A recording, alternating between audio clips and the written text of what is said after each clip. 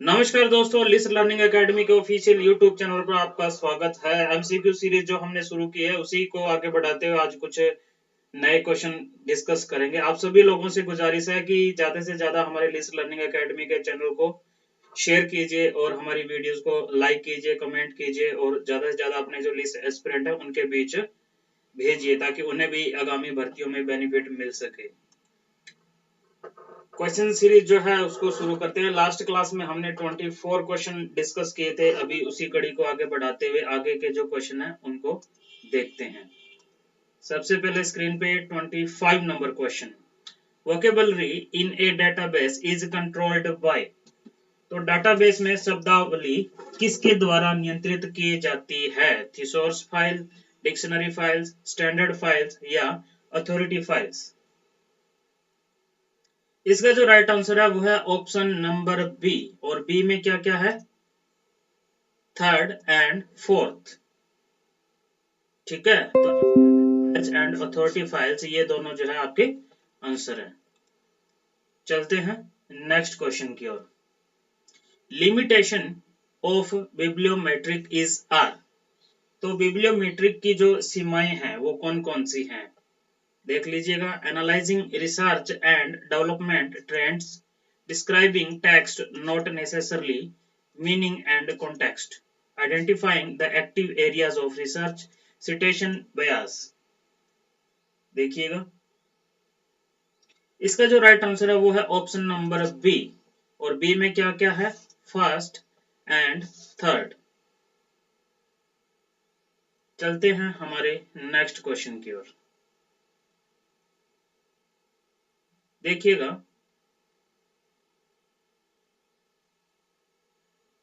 27 number question देखिएगा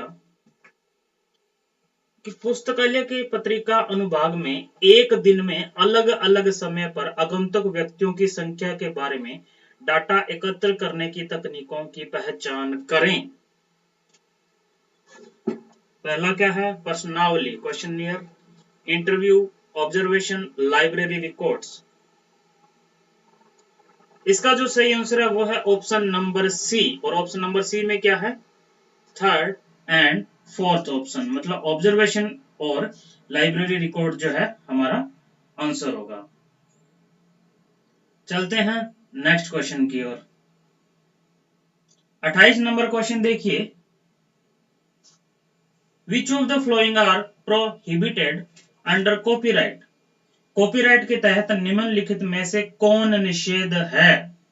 downloading a document, printing multiple copies, placing a copyright protected document on web server, downloading a document and save it in folder, और downloading a document with license to use and emailing it. देखिएगा, इसका जो right answer है वो है option number D. और D में क्या है जी? First, second and third. तो first, second, sorry fourth, third जो है नहीं है। थर्ड कौन सा है? एक दस्तावेज को डाउनलोड करना और उसे फोल्डर में सेव करना, तो ये जो है कॉपीराइट के अंदर नहीं है। ठीक है, नेक्स्ट देखिए, the professional ethics help to. तो व्यवसायिक आचार संहिता किसमें सहयोग करती है? Get the right direction, enhance image, get more salaries, resolve day to day issues. इसका जो सही आंसर है वो है ऑप्शन नंबर सी। और सी में क्या है जी?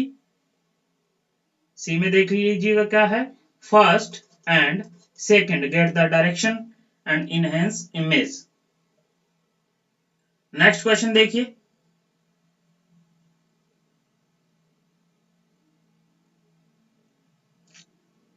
30 नंबर क्वेश्चन आपकी स्क्रीन पे दिख रहा होगा आपको। मैचिंग वाला क्वेश्चन है। पहला है सिस्टमैटिक बाइबिलियोग्राफी, नेक्स्ट है एनालिटिकल और क्रिटिकल बाइबिलियोग्राफी, हिस्टोरिकल बाइबिलियोग्राफी और डॉक्यूमेंट्री बाइबिलियोग्राफी। तो इनको हमने मैच करना है। इसका जो राइट आंसर है वो है ऑप्शन नंबर सी। और सी में क्या है? ए का थर्ड,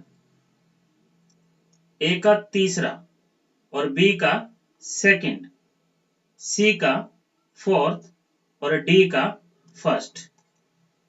ठीक है, आप इनको आराम से देख सकते हो। चलते हैं नेक्स्ट क्वेश्चन की ओर।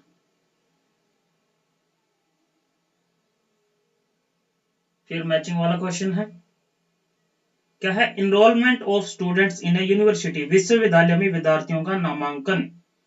बी है वेदर ऑफ डेनमार्क, डेनमार्क का मौसम। सी है 2011 के विश्व पुस्तक मेले में विदेशियों के आगमन की संख्या। और डी है चीन में अस्पताल की संख्या। तो इसका जो राइट आंसर है वो है ऑप्शन नंबर डी। और डी हमें क्या कहता है? Enrolment of a student in a university क्या है? डायरेक्टरी। ठीक है। वेदर ऑफ डेनमार्क ये किस में जाएगा? जियोग्राफिकल। और number of foreigners visited world book fair in India, sorry 2011, ये क्या है? Year book. और इसके बाद क्या है? Number of hospital in Nepal, ये क्या है? Statistic sources. ठीक है। चलते हैं नेक्स्ट क्वेश्चन की ओर। Question number 32। ये लॉज हमें कुछ दिए गए हैं, यही हमें देखने हैं। First laws of library science, second laws of library science, third laws of library science और फोर्थ लॉ। देखिएगा, इसका जो राइट आंसर है वो है ऑप्शन नंबर ए। और ए क्या कहता है? First law of library science है जी थर्ड, बोले तो web access to resources. Second किस में जाएगा? सेकंड लॉ जो है फोर्थ में, ओपन एक्सेस इनिशिएटिव। और सी जो है वो सेकंड, थर्ड लॉ किस में जाएगा? सेकंड में, search engine subject and gateways. और लास्ट फोर्थ किस में जाएगा? रियल टाइम एक्सेस में। ठीक है। देखते हैं नेक्स्ट क्वेश्चन। ये कुछ थ्योरीज दी गई है। पहली है Douglas McGregor, Abraham Maslow, F W. Taylor और लास्ट है मैक्स वेबर। इसका जो राइट आंसर है वो है ऑप्शन नंबर ए। ए में क्या है जी? ए का फोर्थ, मतलब एक्स वाई जो सिद्धांत है वो किसने दिया था? डगलस मैकग्रेगर ने। अब्राहम मैस्लो जो है किससे रिलेटेड है? Self actualisation needs, needs theory भी आप इसे कहते हो। इसके बाद एफ.डब्ल्यू. टेलर जो है साइंटिफिक मैनेजमेंट। और मैक्स वेबर जो है अथॉरिटी स्ट्रक्चर। ठीक है। चलते हैं नेक्स्ट क्वेश्चन की ओर। ये कुछ डीडीसी के नंबर दिए गए हैं, वही हमने फाइंड आउट करने हैं। एजुकेशन, मेडिसिन, फोटोग्राफी और एस्ट्रोनॉमी। देखिएगा ध्यान से। इसका जो राइट आंसर है वो है ऑप्शन नंबर बी। और बी में क्या कहता है जी? एजुकेशन का जो नंबर है वो है 370। मेडिसिन का जो नंबर है वो क्या है जी? 610। फोटोग्राफी का जो नंबर है वो है 770। और एस्ट्रोनॉमी का जो नंबर है वो है 520। चलते हैं नेक्स्ट क्वेश्चन की ओर। देखिएगा, key to a given collection, key to literacy source on a subject, representation of subject concept और लास्ट है कंडेंसेशन ऑफ ए डॉक्यूमेंट। देखिएगा ध्यान से। इसका जो राइट आंसर है वो है ऑप्शन नंबर ए। और ए क्या कहता है जी? ए का होना चाहिए तीसरा, बोले तो कैटालॉग। बी का होना चाहिए फोर्थ, बोले तो बाइबिलियोग्राफी। और सी का होना चाहिए सेकंड, मतलब इंडेक्स। और डी का होना चाहिए फर्स्ट, मतलब अब्स्ट्रैक्ट। ठीक है। आई होप कि आपको क्वेश्चन सीरीज पसंद आ रही होगी। ज्यादा से ज्यादा हमारे चैनल को शेयर कीजिए अपने दोस्तों के साथ। देखते हैं नेक्स्ट क्वेश्चन, मैचिंग वाला एक बार फिर से। Unity of command, unity of direction, split the corps, division of work. इसका जो राइट आंसर है वो है ऑप्शन नंबर सी। और सी क्या कहता है जी? ए का थर्ड, बोले तो यूनिटी ऑफ जो कमांड जो है, order from only one person. ठीक है। यूनिटी ऑफ डायरेक्शन जो है, वन बॉस वन प्लान। और उसके बाद है जी स्प्लिट द कॉर्प्स, ये किस में जाएगा? सेकंड, मतलब स्ट्रेंथ में। और लास्ट है डिवीजन ऑफ वर्क, ये जाएगा फर्स्ट में, स्पेशलाइजेशन। ठीक है। चलते हैं नेक्स्ट क्वेश्चन की ओर। Give in sequence the following in order of their origin. देखते हैं 37 नंबर क्वेश्चन। ओरिजिन के हिसाब से इनको सीक्वेंस में लगाना। National library, Calcutta public library, imperial library और इंपीरियल लाइब्रेरी एक्ट और इंपीरियल लाइब्रेरी। इसका जो राइट आंसर है वो है ऑप्शन नंबर डी। और डी क्या है? सबसे पहले कोलकाता लाइब्रेरी कब बनी थी जी? 1836। उसके बाद इंपीरियल लाइब्रेरी कब बनी थी जी? 1891। फिर इंपीरियल लाइब्रेरी एक्ट कब आया था? 1902। और लास्ट में नेशनल लाइब्रेरी 1948, 1948। नेक्स्ट देखिएगा, arrange the flowing according two year of publication. Publication के हिसाब से इनको सीक्वेंस में करना है। पहला है कॉलम क्लासिफिकेशन, दूसरा प्रोलेगोमेना टू क्लासिफिकेशन, फिर 5 लॉज ऑफ लाइब्रेरी साइंस और classified catalogue code triple C. इसका जो राइट आंसर है वो है ऑप्शन नंबर सी। तो सबसे पहले क्या आएगा जी? 5 लॉज ऑफ लाइब्रेरी साइंस कब आया था? 1931। फिर सीसी कब आया था? 1933। फिर प्रोलेगोमेना क्लासिफाइड कैटलॉग कोड कब आया था? 1934। और उसके बाद आया था जी प्रोलेगोमेना टू क्लासिफिकेशन कब आया था? 1937। ये इधर 7 नहीं लिखा जा रहा, 1937। ठीक है जी, एक सेकंड, इसको थोड़ा इरेज करके दोबारा लिख देते हैं। ये कब आया था जी? 1937 में। ठीक है, चलते हैं नेक्स्ट क्वेश्चन की ओर। देखिएगा ध्यान से, असर्शन रीजन वाले क्वेश्चन है। तो क्या कह रहा है? पुस्तकालय के प्रत्येक फॉर्मेट और माध्यम के लिए डिजिटाइजेशन संभव हो गया है। और दूसरा क्या कह रहा है? सभी पुस्तकालय अपने पाठ्य और दृश्य संग्रहों को डिजिटाइज कर रहे हैं। देखिएगा, इसका जो राइट आंसर है वो है option number A. A is true but R is false. ठीक है, चलते हैं नेक्स्ट क्वेश्चन की ओर। असर्शन क्या कह रहा है? राजनीतिक, आर्थिक और प्रौद्योगिक समर्थन के बावजूद सार्वजनिक पुस्तकालय सिस्टम का विकास असंतुलित है। और रीजन क्या है?